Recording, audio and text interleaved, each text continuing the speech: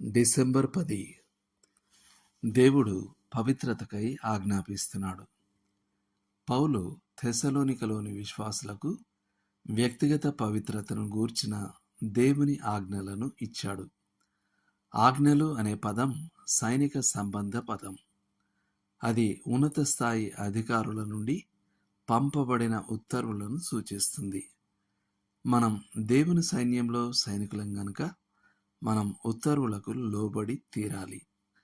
లైంగిక అపవిత్రత దేవుణ్ణి సంతోషపరచదని పౌలు ఈ నూతన విశ్వాసులకు గుర్తు చేశాడు. శృంగారాన్ని దేవుడు సృష్టించాడు కనుక దాని ఉపయోగాన్ని అదుపులో ఉంచే అధికారం ఆయనకుంది. మొదటి నుండి ఆయన వివాహాన్ని ఒక పురుషుడు ఒక స్త్రీ మధ్య ఓ పవిత్ర సంయోగంగా స్థాపించాడు. దేవుడు జాతి కొనసాగింపు కొరకు మరియు వివాహ భాగస్వాముల సంతోషం కొరకు శృంగారాన్ని సృష్టించాడు. శృంగారానికి సంబంధించిన దేవుని ఆజ్ఞల ఉద్దేశం ప్రజల సంతోషాన్ని హరించడం కాదు గాని వారు వారి సంతోషాన్ని పోగొట్టుకోకుండా కాపాడడమే. నీవు వ్యభిచరింపకూడదు నిర్గమకాండం 20:14 అనే ఆజ్ఞ వివాహం చుట్టూరా ఓ గోడను నిర్మిస్తుంది. అది ఆ సంబంధాన్ని ఓ కారాగారంగా మార్చదు గాని ఓ అందమైన తోటగా మారుస్తుంది. ఈ విషయంలో మనం దేవుని చిత్తం ఏమిటా అని ఎప్పుడూ ప్రయత్నించక్కర్లేదు. ఆయన ఇదివరకే మనకు స్పష్టంగా చెప్పాడు. జారత్వమునకు దూరముగా నుండుడి అనేది ఆయన ఆజ్ఞ. ఎంత ఉదార వేదాంతమైన లేక ఆధునిక తత్వ విచారమైనా దాన్ని మార్చలేవు.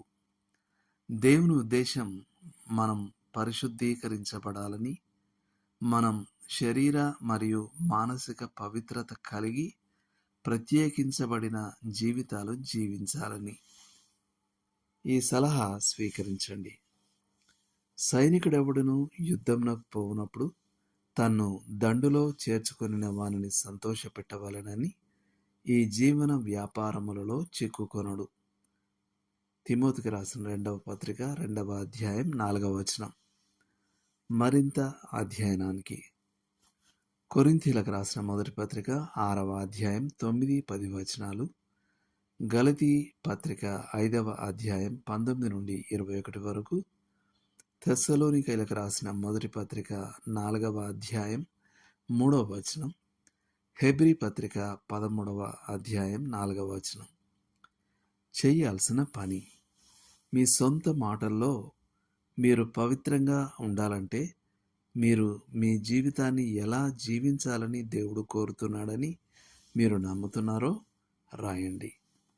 మీకొచ్చి ఉన్న శోధనల గురించి దేవునితో మాట్లాడండి మరియు మీరెలా జీవించాలనుకుంటున్నారో ఆయనకు చెప్పండి. దేవుడు మిమ్మల్ని దీవించును గాక. ఆమేన్.